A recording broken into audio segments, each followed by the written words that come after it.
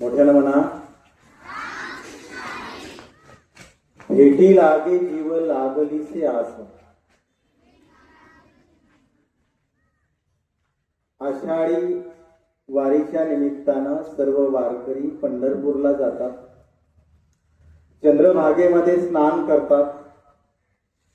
पंढरीचा वारीचा इतिहास 13व्या शतकापासून सुरू झाला असं मानतात. त्याही पूर्वीचा पंढरीच्या पांडुरंगाचा इतिहास आहे असं म्हटलं जातं. विष्णूच्या दशावतारापैकी पंढरीच्या विठ्ठलाचा अवतार आहे असं म्हटलं जातं. विद्यार्थी मित्रांनो, तुम्ही टीव्ही वरती पाहताय, तुमच्या प्रत्येकाच्या घरामधलं कोणी ना कोणी त्या वारीला जातं. वारी म्हणजे काय? वारी म्हणजे एरजारा. वारी म्हणजे जाणे आणि येणे. आपल्या गावामधून निघणाऱ्या वेगवेगळ्या दिंड्या पंढरपूरला जातात.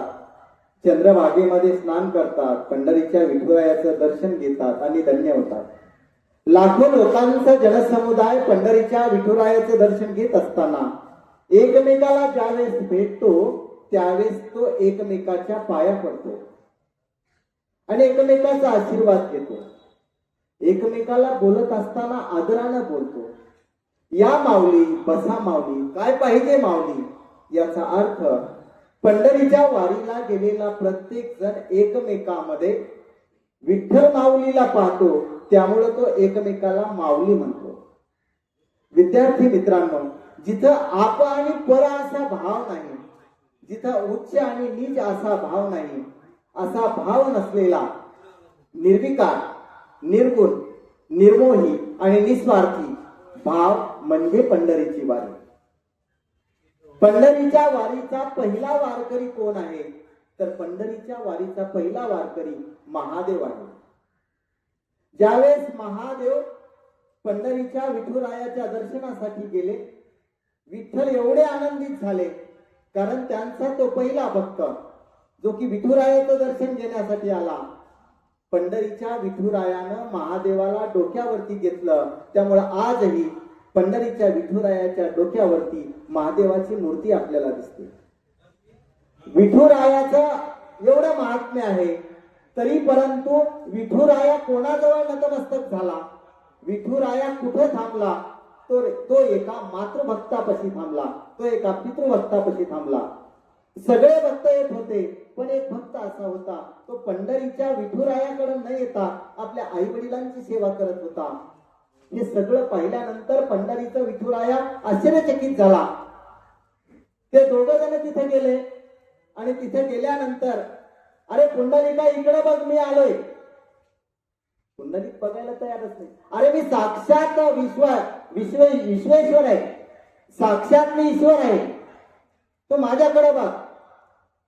पुंडलिक म्हणाला, नाही, मी माझ्या आई वडिलांची सेवा करतोय. त्याच्या जवळ वीट होती, तू वीट फेकली, तू तिथे थांब म्हणला आणि तो आई वडिलांची सेवा करू लागला. बघा, आई वडिलांच्या पुढे त्याने ईश्वराला सुद्धा थांबवलं. असा विठुरायाचा भक्त म्हणजे पुंडलिक.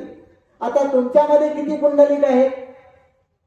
काल एक आई आली होती शाळेमध्ये, ती सांगत होती, माझा मुलगा आगाऊपणा करतोय, मी पैसे नाही दिले तर शेजारचा एक त्यानं मित्र केलाय, तो त्याच्या आईला दाब देतो, मारतो आणि मी बाहेर जातो असं म्हणतोय आणि ब्लॅकमेल करून पैसे घेतो आणि हे दोघं जण आगाऊपणा करत आहेत.